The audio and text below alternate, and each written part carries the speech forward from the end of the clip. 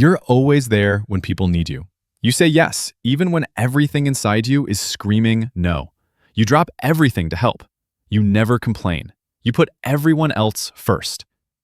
And somehow, people still walk all over you. They cancel plans last minute. Again. They forget to return favors. They take your kindness for granted. They disrespect your time, your energy, your boundaries. You think, if I'm just nice enough, they'll appreciate me. But here's the truth you need to hear. Being too nice isn't kindness. It's self-abandonment. And people can smell it. They sense that you don't value yourself, so they don't value you either. Today, I'm breaking down why nice people get walked all over and how to stop it without becoming an asshole. Because there's a huge difference between being kind and being a doormat. Let's talk about why you need to stop being too nice. The difference, nice versus kind. Most people confuse these two. They're not the same. Nice, what it looks like. You say yes to avoid conflict or rejection. You have no boundaries. You're available 24/7. You prioritize being liked over being respected. You're afraid of disappointing people. You over-explain, over-apologize, over-give. What drives it? Fear. Fear of rejection. Fear of conflict. Fear of being alone. The result? You're exhausted, resentful, taken for granted. And ironically, despite all your niceness, people still don't respect you. Kind. What it looks like. You say no when you need to, without guilt. You have clear boundaries that you maintain. You prioritize mutual respect over being liked. You care about people and yourself. You give from overflow, not depletion. What drives it? Genuine care, self-respect, understanding that you can't pour from an empty cup. The result? You're energized, peaceful, respected, and the right people value you deeply. The critical difference. Nice has no backbone. Kind has boundaries. Nice is motivated by fear. Kind is motivated by love. Nice exhausts you. Kind sustains you. People exploit niceness. People respect kindness. Here's what you need to understand. If you're constantly being walked all over, you're probably not being kind. You're being nice. And nice is just people-pleasing in disguise. Why it happens, the psychology. Let's talk about why being too nice makes people walk all over you. Reason number 1, you've trained them every single time. You say yes when you want to say no. Don't call out disrespectful behavior. Accept the bare minimum effort. Prioritize their needs over yours. Constantly let boundary violations slide. You are teaching them a lesson. This person's needs don't matter. Their time has no value. I can treat them however I want, and there will be no consequences. You think you're being nice. They think you're weak. And here's the brutal truth. You've trained them to disrespect you. The psychology. Operant conditioning. Behavior that's rewarded gets repeated. When they disrespect you and you, still show up for them. Still say yes to their requests. Still prioritize them. You're rewarding the disrespect. So why would they stop? Reason number 2. No boundaries equals no respect. Fundamental psychology principle. People respect what resists them. Think about it. If you're always available, you have no value. Scarcity creates value. If you're always agreeable, you have no backbone. Your opinion means nothing. If you never push back, you have no self-respect. So why should they respect you? The paradox. The more accommodating you are, the less people appreciate your accommodation. Because humans don't value what comes too easily. Example, person A, always free, always says yes, drops everything. Person B, selective with time, says no when needed, has clear priorities. Who do people respect more? Person B, every time. Not because person B is mean, because person B respects their own time, and that commands respect from others. Reason number 3, they're unconsciously testing you. Here's something most people don't realize. People unconsciously test your boundaries, especially early in relationships. They're asking, unconsciously, can I cancel on this person last minute? Can I not reciprocate their effort? Can I take and never give back? Can I be disrespectful without consequences? If the answer is always yes, they lose respect. Not because they're bad people, because you've shown them that you don't respect yourself. And if you don't respect yourself, why should they? Reason number 4, your resentment shows. Here's the thing. You say yes with your mouth, but everything else is screaming no. Your resentment leaks through. Your body language, tense, closed off. Your tone of voice, tight, passive-aggressive. Your energy, depleted, bitter. Your face, forced smile, dead eyes. People sense the incongruence. You're saying one thing and feeling another. That inauthenticity is uncomfortable, and people don't respect inauthenticity. They'd rather you say no honestly than yes resentfully. Reason number 5, you're teaching them you're not a priority. If you treat yourself as low priority, others will too. The message you're sending: everyone else's needs matter more than mine. My time isn't valuable. I don't deserve reciprocity. I'm just here to serve. And people believe you. They treat you exactly how you treat yourself. You are the standard setter for how people treat you. The signs. Are you too nice? Let's identify if you're too nice or actually kind.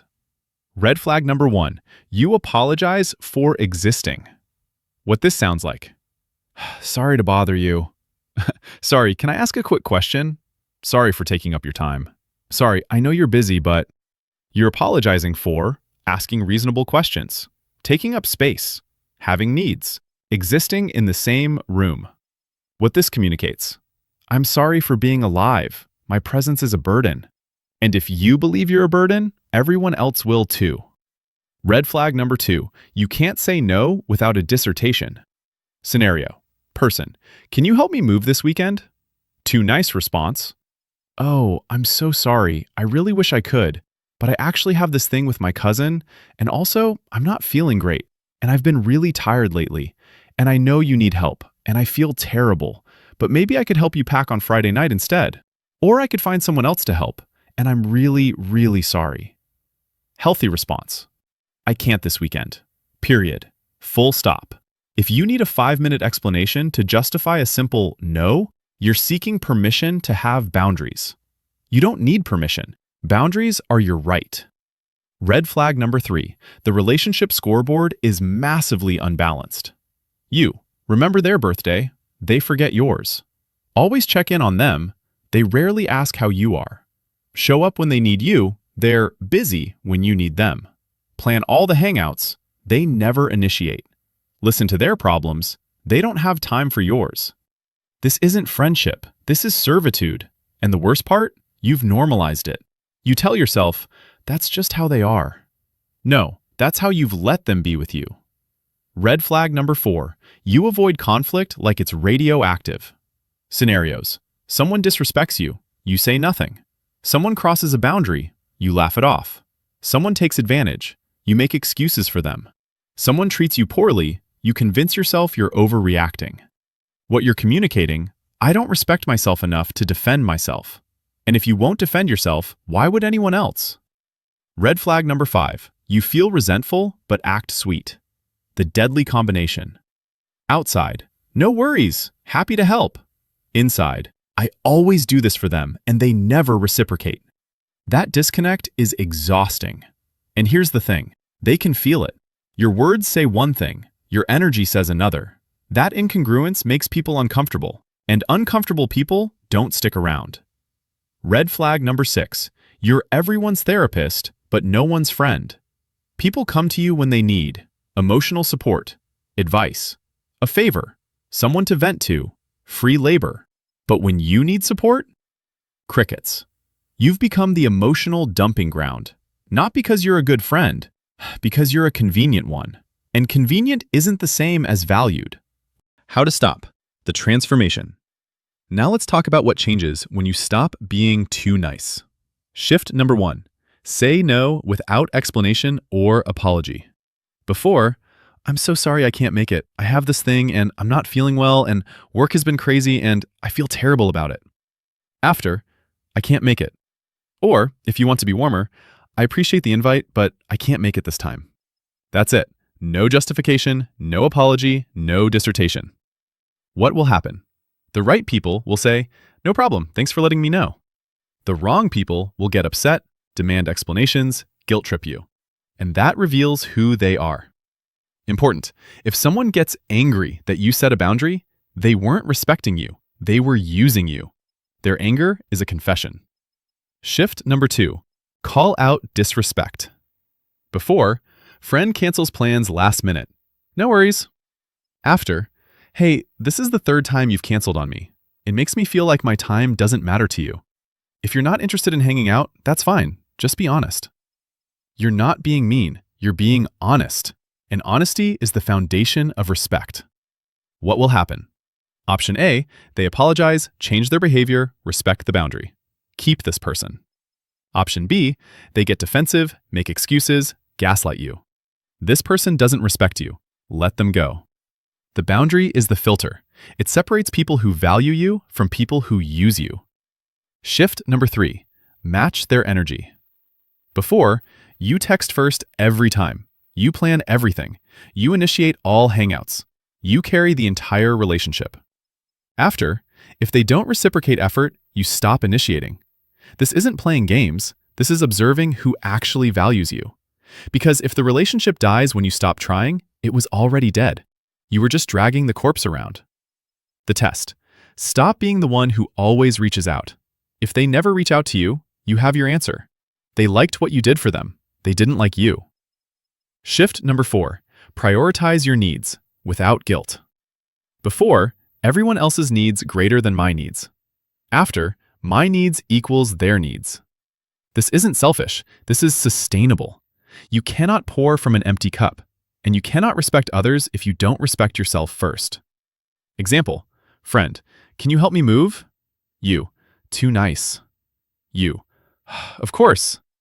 Healthy you, I'm completely drained this weekend and need to rest. I can't help with the move, but I hope it goes smoothly. Result, you protected your energy. You were honest.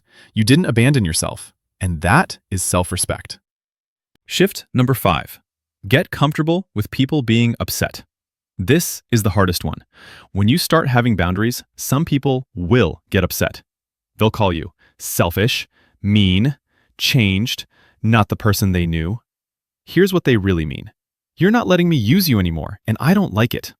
Let them be upset. Their discomfort is not your emergency. The truth, if someone is only in your life because you have no boundaries, they're not in your life for you. They're there for what you provide. When you set boundaries, you lose people who don't respect you. That's not loss, that's liberation. Shift number 6. Accept that some people will leave, and that's good. When you stop being too nice, some people will disappear. Some friendships will end. Some family members will get upset. This is supposed to happen. Those people didn't love you. They loved your compliance. Those weren't real relationships. They were transactions. The people who respect boundaries, those are your people. The ones who say, I respect that. Thanks for being honest. Those are the relationships worth keeping. The boundaries formula, without being an asshole. You can set boundaries without being rude. Here's how. 1. Be direct, not rude. You're such a terrible friend for asking me that. I can't do that. Direct equals honest, clear. Rude equals attacking, insulting. You can say no without being mean. 2. Be firm, not aggressive. Fine, whatever, I'll do it. That doesn't work for me. Firm equals standing your ground. Aggressive equals attacking. You can be assertive without being combative. 3. Be consistent, not flaky. If you set a boundary, maintain it. Don't set it one day and abandon it the next. Consistency builds respect. Inconsistency creates confusion and resentment. 4. Be kind, but not a pushover. You can care about someone and protect your peace. I care about you, and I need to respect my limits. Both can be true. Kindness doesn't mean self-abandonment. The formula, kindness plus boundaries equals respect. Kindness minus boundaries equals doormat. Conclusion, the transformation. Let me tell you what changes when you stop being too nice. Before, you say yes to everything. Exhausted, depleted. You avoid conflict. People walk all over you. You prioritize everyone else. You're last on your own list. You tolerate disrespect. People disrespect you more. You're afraid to lose people. You lose yourself. Result, drained, resentful, disrespected, unfulfilled. After, kind with boundaries. You say no when needed. Energized, available for what matters. You address conflict. People respect your boundaries. You prioritize yourself too. You have energy to give. You don't tolerate disrespect. People treat you better. You're okay losing wrong people. You find yourself. Result, peaceful, energized, respected, fulfilled. The paradox. When you stop trying so hard to be liked, people respect you more. When you're willing to lose people, you attract better people. When you protect your peace, you create space for peaceful relationships. Here's the truth. You're not being walked all over because you're nice. You're being walked all over because you've been too nice. Because you've taught people that your time has no value. Your needs don't matter. You'll accept whatever scraps they give. There are no consequences for disrespecting you. But the moment you start respecting yourself, everything changes. The moment you set boundaries, the right people honor them. The moment you stop being too nice, you start being truly kind. To yourself first, and then to people who deserve it. Your challenge. This week, set one boundary. Say no without explanation. Call out one disrespectful behavior. Stop initiating with someone who never reciprocates. Just one. And notice what happens. You'll lose some people, but you'll gain something more valuable. Yourself. And that is worth everything. Drop a comment. What's one boundary you need to set this week? Subscribe for psychology that helps you stop abandoning yourself. And remember, stop being too nice. Start being kind to yourself first. Because you can't respect others if you don't respect yourself. And the world needs more people who know their worth. You are one of them.